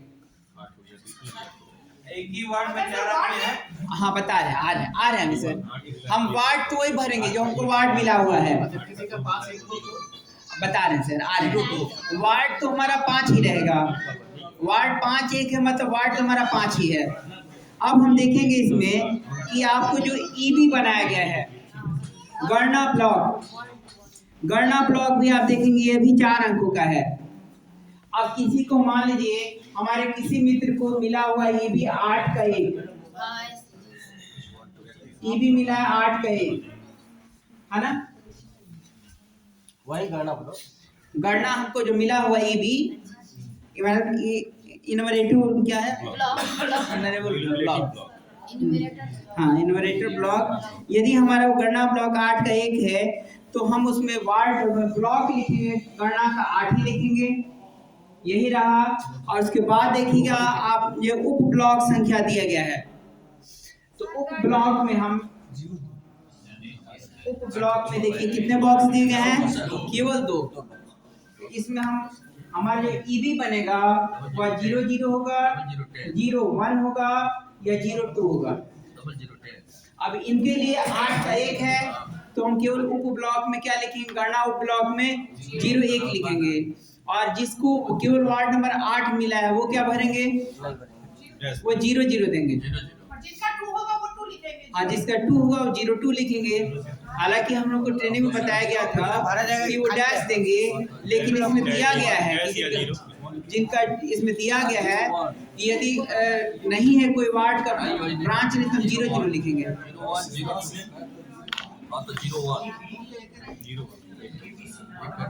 अब उसके नीचे आप देखेंगे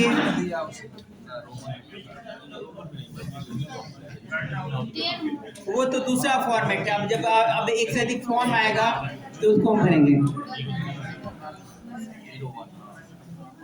यहाँ तक भाग 1 में कोई समस्या नहीं है। अब हम आते हैं इस पूरी जनगणना मकान गणना के प्रक्रम में, जातीय आधारित गणना में सबसे जटिल भाग जिसको बहुत ही ध्यान देने की आवश्यकता है, वो हम आते हैं अंतिम भाग में, वो बिहार जातीय। सुना जाए बोलिए। अब जैसे आपका कौन सा है गणना ब्लॉक, 11 का 1 है। जैसे गणना ब्लॉक है 11 का 1, तो हम यहाँ पर भरेंगे गणना ब्लॉक में हम भरेंगे 11, ये हम भरे 0, ये भी 0, ये 1 और 1। और उप गणना ब्लॉक में हमारा है 1, तो हम भरेंगे 0 और 1। वार्ड 11 गणना वार्ड 11 गणना ब्लॉक 11 और गणना ब्लॉक 02, 03, ठीक है। और 04 ना 4 नहीं है, तो वार्ड 7 गणना ब्लॉक सामान्यतः 00, 01, 02 या 03 है, 4 नहीं किया गया है। वही 7 का 007 बस वैसे ही जैसे 8 है वैसे 7 लिख देंगे और यहाँ पर 1 लिखेंगे। लेकिन ध्यान देंगे 7 जो हम लिखेंगे वो दिए गए प्रारूप में लिखेंगे, हम केवल ऐसे खींच देंगे, 2 कॉलम है, उसमें हम कोई कलाकारी नहीं करेंगे, कटिंग नहीं बनाएंगे, उसको सरपेंटाइल बहुत सारे ऐसे घुमा के साथ लिखते हैं, कुछ ऐसे लिखते हैं और ऐसे साथ लिखते हैं, लेकिन दोनों ही गलत प्रोसेस होगा। हमको केवल ऐसे साथ लिखना होगा।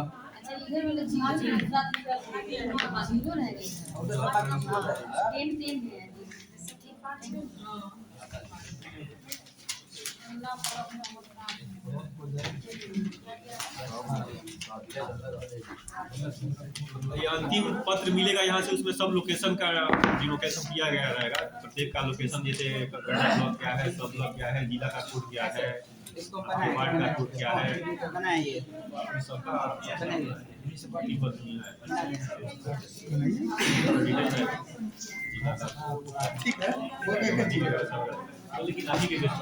अंतिम चरण में आते हुए हमको जो प्रपत्र मिलेगा उसकी चर्चा करना उचित है। और हमको इस प्रपत्र में भाग 2 में 10 भाग मिलेंगे भरने के लिए। वो 10 भाग हम कैसे भरेंगे मित्रों, आप लोग उसको ध्यान से देखिएगा। जटिल तो नहीं है, लेकिन थोड़ा सा कंफ्यूजन हमको अर्थ लेने में, तात्पर्य लेने में हो जाता है, और उस कंफ्यूजन को दूर करना आवश्यक होगा। नंबरिंग कुछ और का दिया गया है और दिया कुछ और जाता है, वो देखिए। पेज पर बोलेंगे सर। पृष्ठ संख्या है 34, उसी में नीचे वाला 34 में भाग 2 नीचे। और ये सबसे महत्वपूर्ण भाग है, यही काम ही और करना इसमें है, गलती होने की संभावना ज्यादा होती है, तो इसको आप लोग ध्यान से देखेंगे। ऊपर जो पहचान संबंधी विवरण होता है आप भर ही लेंगे, जिला का नाम, प्रखंड या नगर का नाम, पंचायत का नाम और वार्ड संख्या, ये सब तो भरा जाएंगे। गणना ब्लॉक भी भरा जाएगा, उप गणना ब्लॉक भी भरा जाएगा। उसके नीचे 10 कॉलम बने हुए हैं। मकान सूची विवरण, हाँ, मकान संक्षिप्त मकान सूची, उसमें मकान सूची विवरण है भाग 2। मकान सूची विवरण।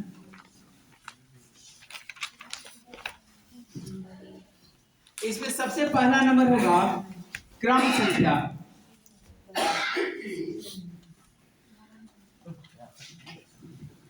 दूसरा कॉलम होगा भवन संख्या।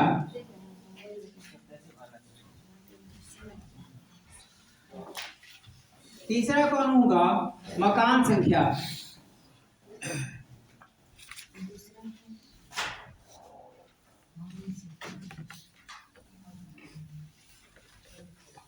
किस उद्देश्य से मकान का उपयोग किया जा रहा है?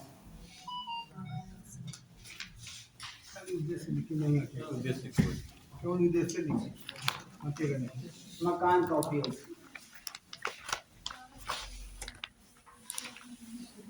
चौथा कॉलम है परिवार संख्या। पांचवा कॉलम ये हमारा सीरियल नंबर हो गया 1, ये हो गया serial number 2, serial number 3, serial number 4, serial number 5 में दिया गया है परिवार संख्या।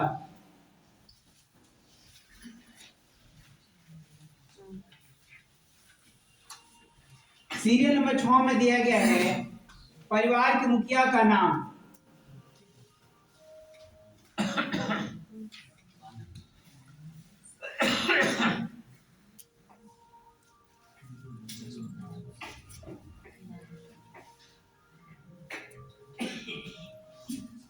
सीरियल नंबर 7 में दिया गया है परिवार के कुल सदस्य की संख्या।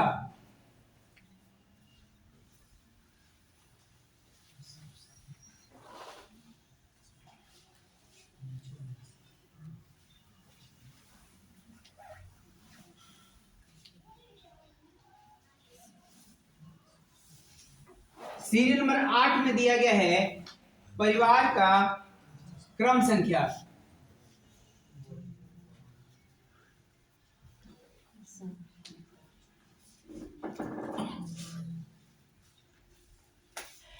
सीरियल नंबर 9 में आप किस दिन जाएंगे? दौरे की तिथि है। दौरे की तिथि और अंतिम भाग होगा परिवार के मुखिया का हस्ताक्षर। अच्छा ठीक है, हस्ताक्षर का हम लिख देते हैं। बाकी सारा तो कॉलम आपको स्पष्ट ही है। अब हम एक विवरणी हम आपको भर के दिखलाते हैं और जो विवरणी हमने भरा है हम उसके लिए यथोचित मकान भी बना के आपको दिखलाते हैं। हमने एक मकान देखा, ऊपर बना दीजिए मकान, नीचे ऊपर बना दीजिए, गली बनाकर दिखा दीजिए। एक बार गली बनती जाएगी, रास्ता बनते जाएगा।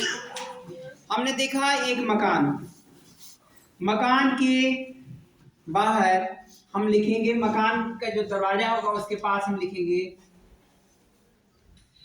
भवन संख्या लिखेंगे। हम एक 6x6 का हम एक घेरा बनाएंगे 6 इंच बटा 6 इंच। इस छोटे घेरे में हम लिखेंगे तो आपको दिखेगा नहीं, इसीलिए हम नीचे लिखते हैं भवन संख्या 001 और मकान संख्या भी हमको लिखना होगा। तो ये हमारा भवन संख्या हो गया, भवन संख्या 001। अच्छा, एक क्रम संख्या भी हमारा 3 डिजिट में चलेगा।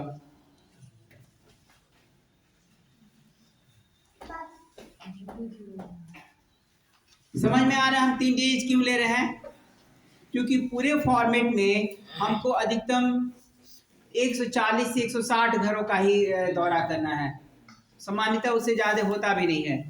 700 लोगों का परिवार है, 700 लोगों को हमको गणना ही करनी है, तो वो भी 3 डिजिट में जाता है। तो इसीलिए हम लोग गणना में हमारी संख्या चूंकि 140 या 130 3 डिजिट में आता है, हम हमेशा 3 डिजिट लेके ही चलेंगे। शुरू से फॉर्म में कुछ खाली ऊपर से नहीं आएगा। भवन संख्या भी हो गया हमारा 001। भवन संख्या 1 में मकान भी हमारा एक है। जब हम मकान को लिखेंगे तो मकान में हम भी भीतर जो दरवाजे के बगल में हम एक 6 बाई 6 का घेरा बनाएंगे और उसमें लिखेंगे गण, तब नीचे लिखेंगे मकान संख्या। तो हम इसमें घेरा में हम लिखेंगे पहले गण और तब लिखेंगे 001। तो ये हमारा गणना मकान संख्या हो गया 1। गणना मकान संख्या 1। अब मकान किस उद्देश्य से प्रयोग में आ रहा है, तो यह आवासीय हो सकता है।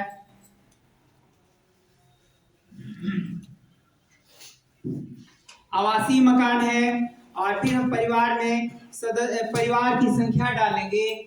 तो चूंकि यह अकेला मकान है और इसमें एक ही परिवार है, परिवार की संख्या हम इसमें बाद में डालेंगे, हो सकता है बाद में बढ़ जाए। चलिए हम इसको 1 डाल देते हैं, क्योंकि एक ही अकेला मकान ही है, परिवार में इसमें एक ही रखते हैं। और परिवार में मुखिया का नाम लिखना है। मान लीजिए कमल किशोर है या कमल ही लिख देते हैं, जो भी हो नाम तो आपको मिल जाएगा। हर दरवाजे पर अलग अलग नाम मिलेंगे।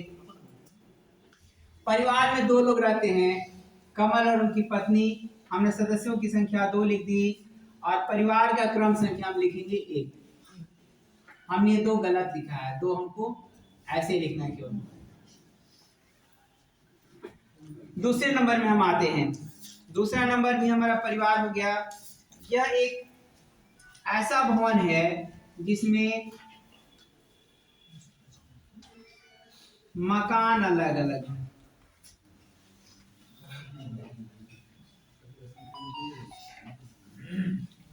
एक ऐसा भवन हुआ और भवन का हम नंबरिंग करेंगे 002। भवन का नंबरिंग हो गया 002। और ये जो मकान हुआ, अब इन दोनों मकानों का हम अलग अलग नंबर करेंगे। हम एक घेरा बनाएंगे 6 बाई 6 का, ऊपर लिखेंगे गण और नीचे लिखेंगे 002। और इसी में एक दूसरा मकान भी है, इसका हम नंबर देंगे 003। हाँ, भवन एक है। तो भवन हम क्या करेंगे, भवन संख्या हो गया हमारा 002, लेकिन मकान संख्या हो गया हमारा 002। मकान संख्या 002 लिखें। अभी हम 3 नहीं लिखेंगे, गण हम दोनों में एक ही लिखेंगे। मकान 1 लिखेंगे, भवन 1 लिखेंगे। भवन एक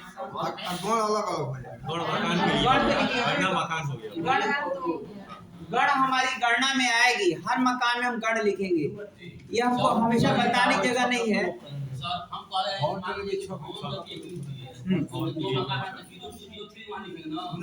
अरे अभी हम आ रहे हैं ना, अभी केवल हमने एक मकान का चर्चा शुरू किया है। अब पहले एक को भर ले, तब ना हम आगे जाएंगे। कौन ठीक है, कहीं उस मकान में एक से अधिक परिवार रहता होगा तो यदि एक ही परिवार रहता है तो पहले हम उसको भरेंगे। एक परिवार है, आवासीय उद्देश्य से, या हमको लिखना होगा आवासीय, हम इसमें नहीं लिखे हैं, लाइन लिख भी देते हैं आवासीय। परिवार की संख्या भी हो गई 1। यही कंफ्यूजन होगा और इसीलिए हमने कहा इसको बहुत ध्यान से देखने की जरूरत है। अभी हम परिवार की संख्या 1 ही लिखेंगे। और परिवार में सदस्य मान लीजिए कि इसमें भी, मान लीजिए कि इसमें विनय रहते हैं, विनय रह रहे हैं। विनय के परिवार में भी मान लीजिए कि 2 लोग हैं, परिवार का क्रम संख्या हो गई 1। ये भी एक अलग परिवार हो गया। इनका अलग अभी हम केवल इस मकान की चर्चा कर रहे हैं। अच्छा, ठीक है, हम एक एक मकान की चर्चा करेंगे। और मकान में हमने ये जो अभी नंबर डाल दिया ना, ये ध्यान में रखिएगा, इसको हमको पहले नहीं भरना है। ये बहुत कंफ्यूजिंग चीज है और यदि ये गलती हो गया तो बहुत सारे विवादों को जन्म देगा। हमको इसको बाद में भरना है। हमने गलती किया, अभी यहाँ भर दिया, हमको इसको बाद में भरना है। फिर चलिए ठीक है, इसमें एक ही मकान है, इसमें एक ही लोग रह रहे हैं, हम भर भी सकते हैं, लेकिन बाद में भरेंगे। ये काम हमेशा हम ये बाद में करेंगे। कॉलम संख्या 5 को आप लोग एकदम ध्यान रखिएगा, इसको सबसे लास्ट में भरना है। क्यों लास्ट में भरना, ये हम बताएंगे अभी। अब हम आते हैं भवन संख्या 2 में ही परिवार संख्या 3 पर आते हैं। परिवार की हाँ, ये हो गया 002।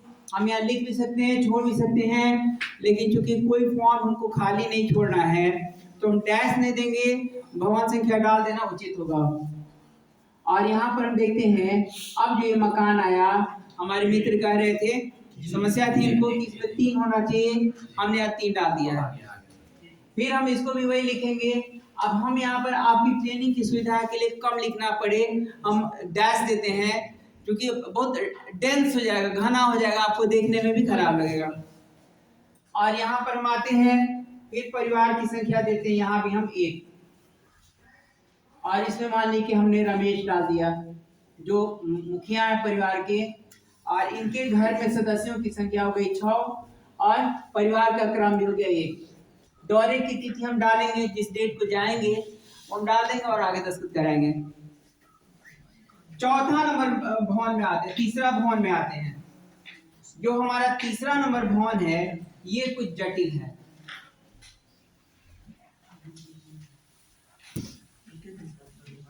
तीसरा भवन में 2 मकान हैं।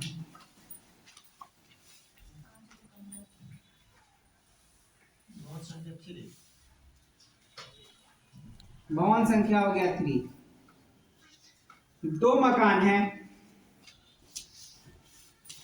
इसका हम नंबर देंगे 004। ये हो गया हमारा चौथा, ये हो गया सीरियल नंबर 4। हम देखते हैं इसमें 003, और मकान संख्या हमारा मिला 004। अब इस चौथा नंबर मकान में भी हम देखते हैं प्रयोजन वही आवासीय हो गया। चौथा नंबर मकान में एक परिवार रहता है सोनू जी का, और सोनू जी के परिवार में रहते हैं 3 लोग।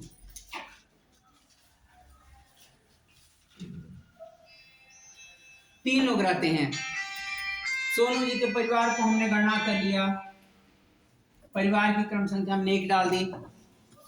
फिर घर में से एक भाई और निकलते कहा वो अपन नाम डलवा दिला सर, हम वही घर में रहने में नाम लिखो, आपको लिखना पड़ेगा। परिवार में वह भी रहता है और वह भी अपने परिवार का मुखिया है। जब भी घर में आपस में विवाद होता है तो दूसरे का नाम तक लेने में लोग संकोच करते हैं, ये तक नहीं बताएं कि वो रहेला कि ना रहेला। हम उस यदि वो आ गया या उसके घर का कोई मेंबर आया और बताया कि वो रहता है तो हम उसके बारे में फिर गणना लिखेंगे।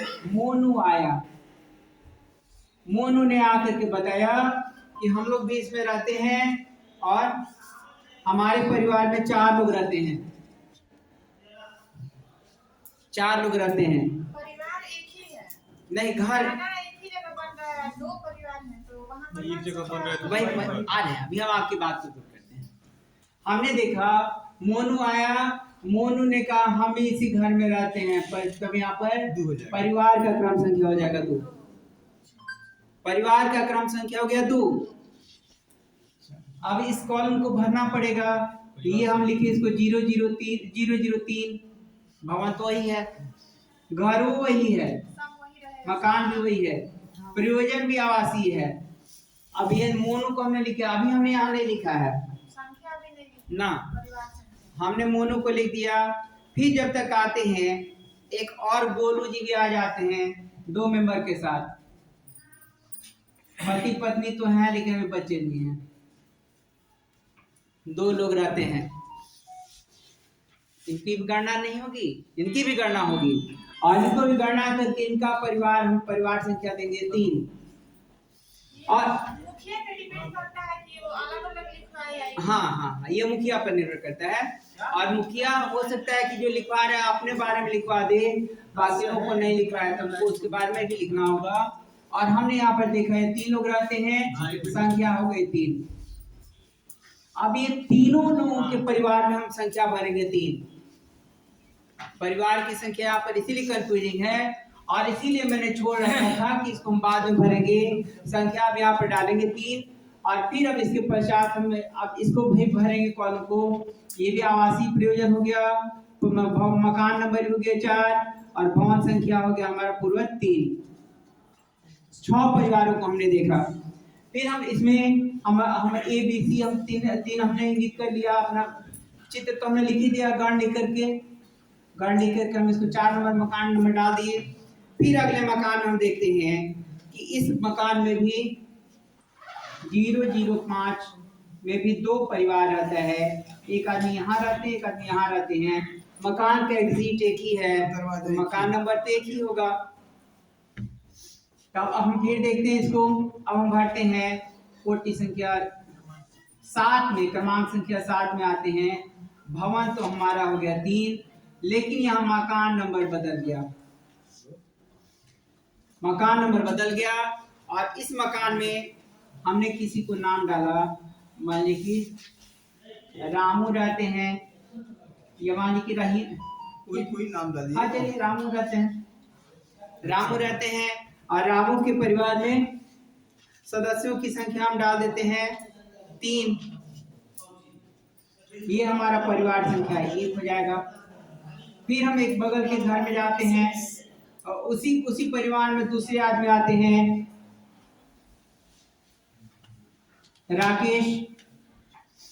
राकेश के घर में 5 व्यक्ति रहते हैं।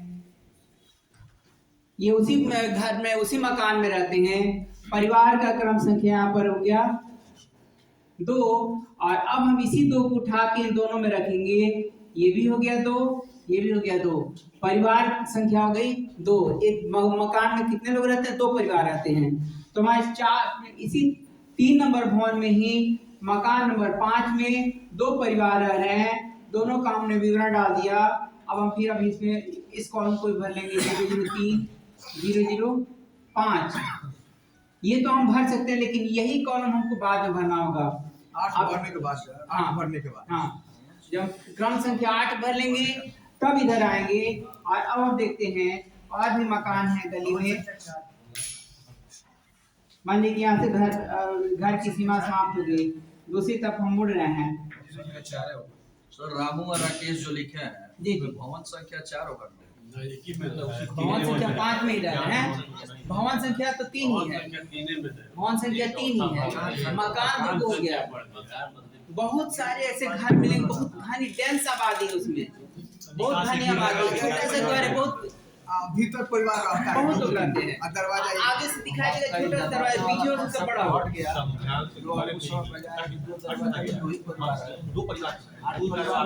एक बार हम भर लेते हैं।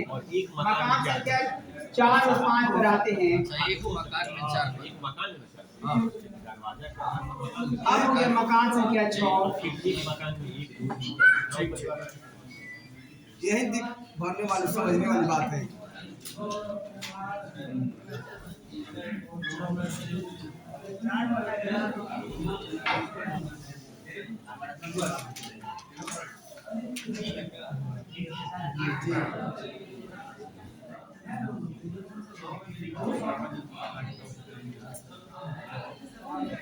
बहुत हो गए।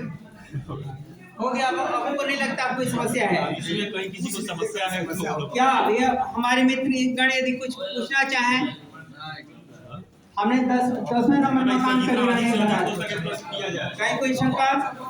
जितना अधिक से अधिक हो सके प्रश्न किया जाए, सबका कंफ्यूजन हो।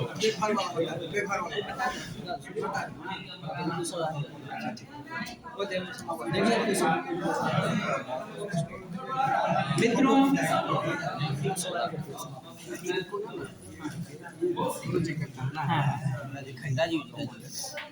हाँ बोल रहे कीजिए ना, उसको बंद करना है। सुमन सर आइए।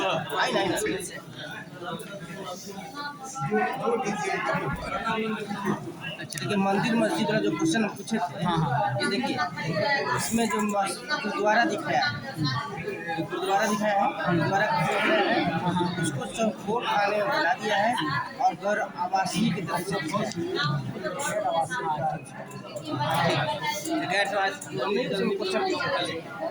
तो मैंने इसी तरह से बनेगा या कोई नया निर्देश? नहीं, ये जो पुराना वाला है, ये पुराना वाला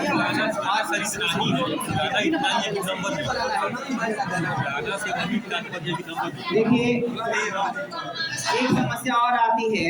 आपने अभी जो चित्र देखा, चित्र में कितने 22 उसमें स्पष्ट नहीं दिख रहा है इसमें।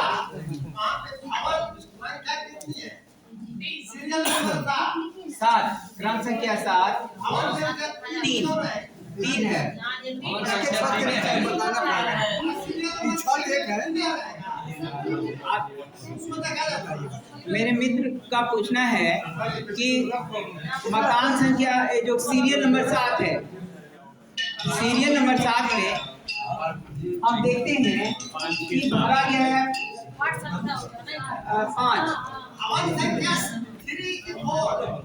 भवन संख्या इसमें 3 भरा गया है, भवन संख्या 3 भरा गया है सही है। और मकान संख्या इसमें 5 भरा गया है। यहाँ देखिए, ये मकान है, ये भवन है मेरा, 3 नंबर भवन में ये भवन हमारा ये है।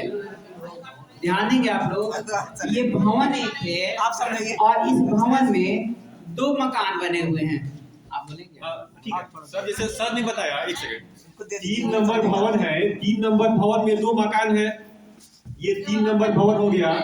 3 नंबर भवन में 2 मकान है, 4 नंबर और 5 नंबर। ये क्लियर है यहाँ पे। और फिर 3 नंबर भवन में जो 4 नंबर मकान है, इसमें 1 2 3 परिवार है।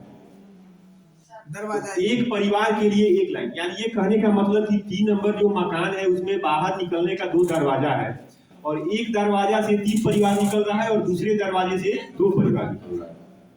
तो फिर ये एक मकान में जब 3 परिवार है तो इसका सीरियल नंबर 1 2 3 हो जाएगा। परिवार का सीरियल नंबर मकान के आधार पर होगा। ये हम लोग ध्यान देंगे कि परिवार का सीरियल नंबर मकान के आधार पर होगा, न कि भवन के आधार पर। और मकान जहाँ फिर जाके बदलेगा वहाँ परिवार का सीरियल नंबर फिर 1 से शुरू हो जाएगा। बहुत बढ़िया।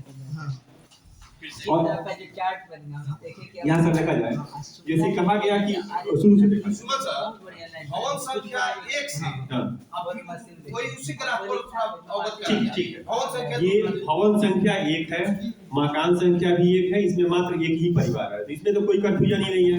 एक एक एक सब एक कर देना है। अब हम लोग